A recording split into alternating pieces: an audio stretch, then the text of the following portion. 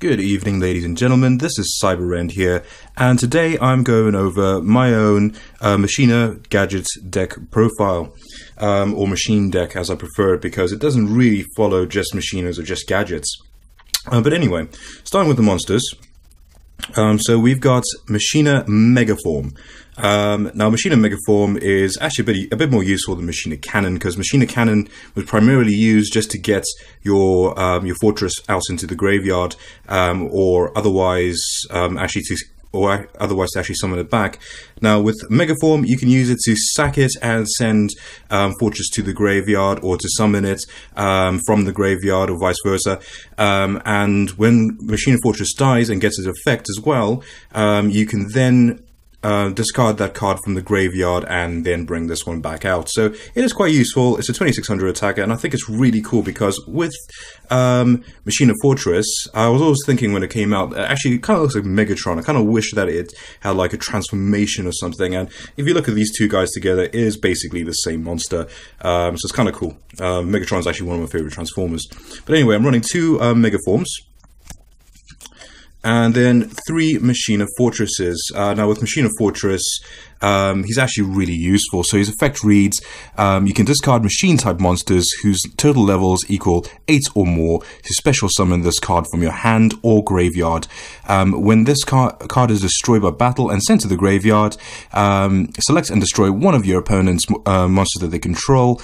Then when this card you control is targeted by an opponent's effect monster's effects, look at your opponent's hand and discard one card from their hand. So no matter what happens to this thing, you pretty much get to do something back to your opponents. Either take one monster off their field or take one card out of their hand. So I run 3 of these cards. It's also really easy to get back onto the field. And like I say, it's got some fairly good synergy with its counterparts, Machina Megaform, which only has 100 more attack points. If you look at it, really, the 100 attack points is just moved from the 1600 defense to the attack. That's the only difference. He just stood up and gained 100 attack points. Alrighty, so we get to put this away. Now, Machina Gear Frame. Now, I run 2 of these. The only real reason I run these is just basically to search out for my Megaform or Fortress. But otherwise, it's also useful as a level 4 monster, because most gadgets rely on level 4s. And aside from that, it can also be used as a union, because that's what it is. Attach it to your Megaform or anything else you want to survive. When it gets destroyed, this gets destroyed instead. And it is an 1800 attacker. Of the level 4 monsters, it's going to be one of the strongest ones. And it does have a bit of support with one of the spell cards that's in here as well. Then onto the gadgets. So I've got 2 gold gadgets and 2 silver gadgets. Some people are running 3. But there's a reason why I'm only running 2. One, I found it a little bit clunky. It can be useful to run 3 just to see them more often, but then I've also stuck something else there into the deck. So, firstly, the effect is basically the same. When this card is normal special summoned, you can special summon 1 level 4 machine type monster from your hand. If this card is destroyed by battle or card effect, you can special summon 1 level 4 gadget monster from your deck except gold gadgets. And you can use only 1 effect of gold gadgets per turn. So basically it's exactly the same between gold gadgets and silver gadgets, but it's useful to maintain your field. And of course, if you use it to summon one of the gadgets, so one of the standard gadgets from back in the day, like green gadget, red gadget, and yellow gadgets, which I all have 2 of, then you get their effects too. Which means you can search out and actually maintain your hand too. So that's useful. It's good to maintain your hand in this type of deck because of Machina Fortress. And I won't go into the gadgets too much because I'm pretty sure everybody knows what the gadgets do by this point. Okay, so onto the reason why I didn't have 3 gadgets is because I've decided to run 3 Cyberdragons. I think in just about any machine deck, most people are going to be doing this because Cyberdragon, 1 for its effect, if your opponent controls a monster and you don't, you can summon it straight away. That's kind of cool as a good first summon of your turn. But aside from that, it's also because of the fusion support. So I'll go into that in a bit, but that's the real reason I've actually got this in. Okay, so onto the spell cards. So I've got 2 Overload Fusions, and that's just removing from play from your side of the field or your graveyard fusion material monsters listed on a dark machine type monster in your fusion deck, or extra deck as it's now called. It actually says fusion deck on there, by the way. And special summon that monster, and it's treated as a fusion summon. So I've got 2 of those because I'm running the Cyberdragon fusions, which I'll have a look at in a bit. I've got Foolish Burial because I thought it'd be really handy to throw in the Mega Form into the graveyard, because that effect only activates when it's in the graveyard. So when your Fortress goes into the graveyard, it gets its effect, of course. I mean, it's not necessary for it to get its effect. It just needs to be in the graveyard. And then Mega Form, you can just banish your fortress from the graveyard and get Megaform onto your field. So this can either send Megaform into the graveyard, or it can send Fortress, whichever way you want to do it. But personally, I think I'd probably send Megaform into the graveyard, whichever way. Back in the day, when Megaform wasn't out, I used to send Fortress into the graveyard all the time because it was just an easy summon. Limits of removal goes without saying. It just means that for at least one turn during either player's turn, I can double the attack of all machine type monsters, preferably in my turn, but you never know. There might be that weird situation where your opponent attacks, they don't have any back row, and you just think, okay, whack this on, and you can wipe out their monster and some of their life points. But you do lose all your monsters at the end of the turn, so that's the only downside. At the moment, I'm running 2 Machina armored units. Now, it's not necessary to really run 2. I just wanted to make sure I at least had 1 on my field. Once per turn, when a machine type monster is destroyed by battle and sent to the graveyard, you can special summon 1 machine type monster from your deck that has the same attributes and less attack. So that really works with the gadgets, and of course with the machine, with the Machina, even Machina or Machina, however you want to say it, type of monsters. You lose those, and you just get the added effect of actually bringing something else onto your field, which has always been useful, but not strictly necessary. The reason why I'm quite happy to still have 2 in my deck is purely because it's an easy side deck target. So if I just think, okay, actually, I'm up against a specific type of deck, I don't need these that much, I can move these out, and it's nice to know that I don't need to really touch any of the other cards that I really want to see in my deck at all times. Personally, that's how I prefer the side deck, is to prepare in advance which cards I actually will not mind losing. And for me, it's definitely these 2, but it can be handy and has come in handy before, just to maintain the field presence. Okay, so carrying on, 3 MSTs. I don't really need to say more. I do think a Twin Twister, not Twin Twister, is it Twin Twister? It's the one that destroys, is it, actually no, I can't remember what its name is, but anyway, it's the one that destroys 2 spell trap cards on your opponent's side of the field. But this is sufficient for now anyway. Okay, on to the trap cards. So I'm running 3 Fiendish Chains. I think most people will know what it does, but you just activate it by targeting 1 effects monster on the field. Its effects are negated, and it can't attack. When it's destroyed, destroy this card. So it's actually pretty good, because it means I don't need to negate my own effects like cards like Vanity's Call. Instead, I can just use Fiendish Chain, negate their effects, and also prevent them from attacking. So it's kind of useful.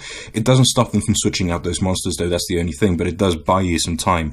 Again, if I'm in a situation where I'm up against normal monsters, this will not be useful, in which case I would easily side deck those out. But you don't see normal monsters coming out a lot unless you're looking at decks like Blue Eyes, but then Blue Eyes isn't necessarily on its own the monster that you need to worry about.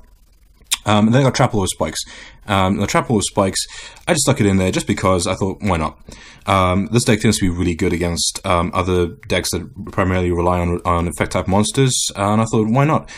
So when an opponent's monster that was normal special summoned this turn declares an attack, destroy that attacking monster, and if you do, inflict damage to your opponent equal to half the original attack of that monster. So it's a bit of a, I don't know, it's one of those ones where it's kind of nice just to have something that that just deals with their monsters. I don't have a lot of cards that deal with attacks, but this sort of just, its only requirement is that it's summoned and it attacks. That's it. So yeah, I just stuck it in there just because why not?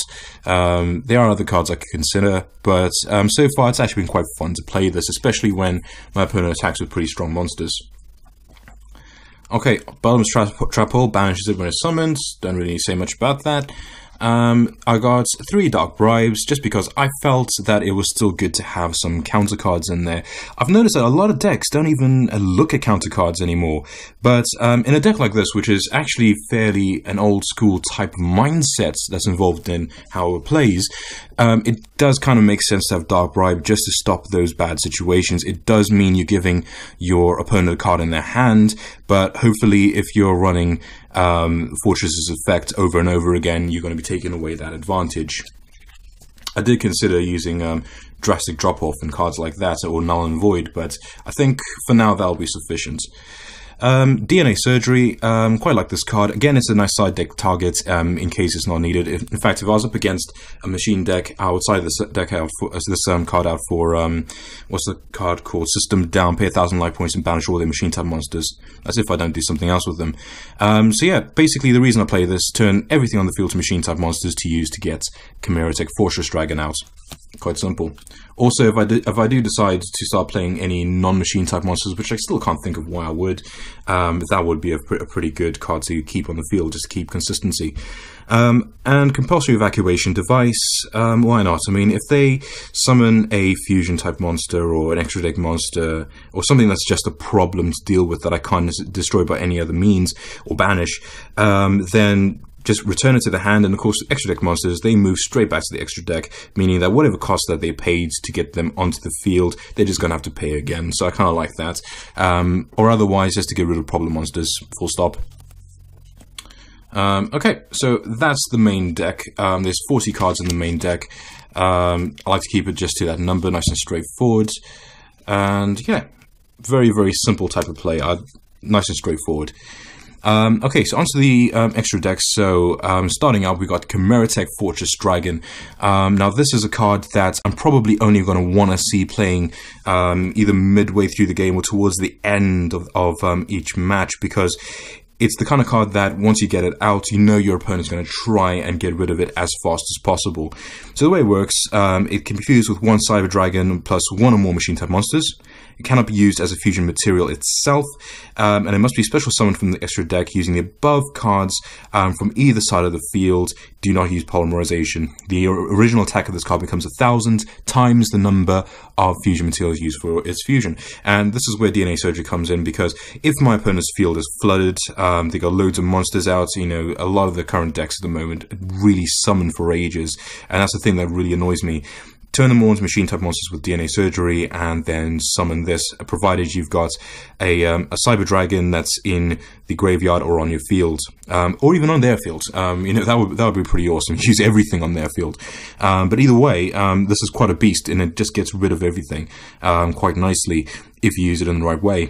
Plus that extra 1,000 attack times the number of fusion monsters. I'd really be only looking at getting a minimum of 5,000 attack with this. Anything less, and it's kind of vulnerable. Okay.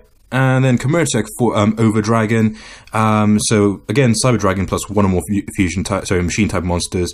This monster cannot be special summoned except by fusion summon. When this card is fusion summoned, send all other cards you control to the graveyard. And the original attack and defense of this card are each 800 times the number of fusion material monsters used for this fusion summon. Each turn, this card can attack as many of your opponent monsters as the number of fusion materials used for the summon. So that's actually, it's a pretty badass card. It's not as strong necessarily as Fortress Dragon, but it is one of those cards that, you know, if you're, it depends on what you're really up against, I suppose, which one I'd play. My perspective is that I probably would summon this if I could. So that's the one I'd really kind of be reckless about. I don't mind too much losing it. But the Fortress Dragon to me is much more useful. But it really does depend on the play, because either one is actually a really good monster to get out, and they can be really powerful. With either card, OTKs are possible. Onto the Xyz monsters. So we got how do I say this? Aegon the Sea Castrum. This is a bit of anti-extra deck support I got in there. So during either player's turn, you can banish one random face-down monster from your opponent's extra deck face up. And if you do, this card's attack becomes equal to the banished monster. During either player's turn, you can detach one Xyz material from this card and then target one of your opponent's banished fusion, synchro, or Xyz monsters and return it to the extra deck. Just notice that that does not mention pendulum monsters. So whilst you could get rid of that monster and gain an attack, nope, it doesn't stop you from gaining that attack. The problem is you're not going to be able to use the second effect if it is a pendulum monster. But potentially, if you're having a problem with that particular pendulum, it is a way to get rid of it. Okay, so anyway, back to what we were saying. So if you detach one Xyz, you can destroy one monster your opponent controls on the field with the same monster type as the fusion, synchro, Xyz monster, and you have to send that target monster, the Xyz monster or fusion monster or extra deck monster that you banished back to the extra deck. I keep getting these words mixed up because there's so many different terms now. You can only use each effect of Aegon the Sea Castrum once per turn. So the way I'd play it is I'd probably get rid of the extra deck monster first, gain attack, keep the attack as it is for a little while, to see if there's anything my opponent is going to do about the banished monster. And if they do summon something afterwards, but only afterwards, then I use the attack. But then again, it depends on how much of a problem that card is. So yeah, it's just a bit of usefulness there. 3,000 defense, and potentially with the types of monsters in extra decks. I mean, if you look at Blue Eyes and you're looking at things with, anywhere you're getting 4,500 to 5,000. If you're looking at 5-God Dragon or 5-headed dragons called in the TCG. That can be, quite a killer combo. So anyway, yeah, that's done, and it does require 2 level 8s, by the way. And now, really, the only thing that I can use to get that out would either be one Chimera Tech Fortress Dragon and one Machina Megaform, or just 2 Machina Megaforms. It's not necessarily the easiest one to get out with this deck, given the fact that I don't run a lot of level 8s. But because I do run level 8s, and at least 2 of them, and then in my case, technically 3 if you count the fusion monster, it means that there is a chance it can come out. And if there is a chance, my perspective when it comes to extra deck is that if there's a chance you can get something out, just prepare for it and get something in there, because you never know. There might be that one time you actually do have 2 level 8s in your field with this deck, and you think, oh, why didn't I stick Castrum in there? That would have been a really good play right now. So I stuck it in there. I don't expect to play it too often or be able to play it too often, but if I do, I certainly will. Okay. So, Gear Gigant. Now, this is really to help with all the level 4s I've got in there. So, it requires 2 level 4 machine type monsters. Once per turn, you can detach one Xyz material from this card and add 1 level 4 lower machine monster from your deck or graveyard to your hand. When this card leaves the field, you can target 1 level 3 or lower Gear Gear monster in your graveyard and special summon it. So I don't run any Gear Gear monsters. It's not necessary. The fact is, I can get my gadgets back from the graveyard back to my hand where they really needed to work with Megaform. So that's really the idea. I run 2 of these because it's very likely I'll be summoning this, and very likely that this is going to be a target for my opponent's effects and attacks. 2,300 attack. Let me just check that. Yep, 2,200 attack and 1,500 defense.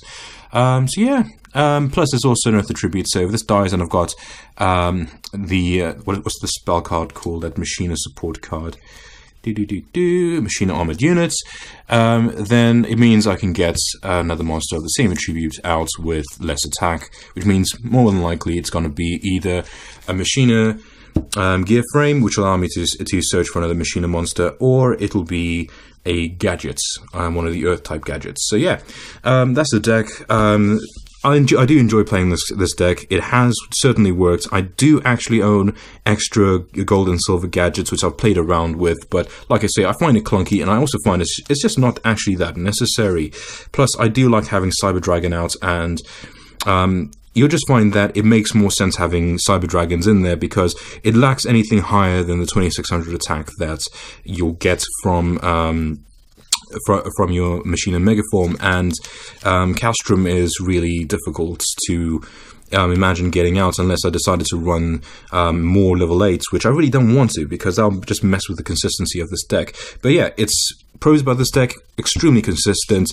It maintains your hand. It maintains its own field, which is great. There's a lot of synergy with using the graveyard, and of course, it can provide your opponent with some challenge. So yeah, I love it. Any cons? And I just think it's just because you're running just one type really of monsters. So if you're up against Buster Bladers, you're kind of just giving them that extra bit of oomph. But they always deal with Buster Blader again, DNA Surgery, and you can use their own Buster Blader for your own fusions. That's what I really like about that card. But yeah, let me know what you think. If you liked it, give it a like. Any suggestions, certainly let me know, because I love this deck, and I'm always looking for ways to improve it, especially in the back row department, because monster wise I'm very comfortable with what I've got there. Back row, there are a few cards which I can see I can definitely change out, especially Armored Unit, but it is useful in its own way. I think everything in my back row can easily be changed out. So yeah, potentially that's the only thing, but otherwise, yeah, it's a great deck. Not really much more to say, because I can't think of any bad plays I've really had with it. Even on games where I have lost with this, I have found that it's still given me a really good game, and of course, it's taken me a lot longer to lose than just, what can happen in some games where you just get OTK'd in no time, because it just maintains that field presence. But anyway, that's everything for this deck. You may notice, I don't know if you can see it on the camera, but right in the corner here, I've got two other decks.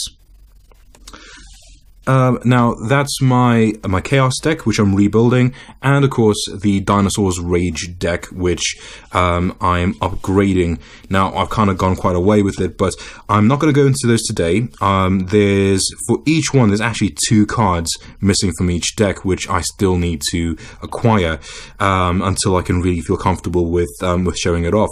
But for now, that's the Machina deck. Let me know what you thought, and of course, subscribe for more. Have a great day. Bye.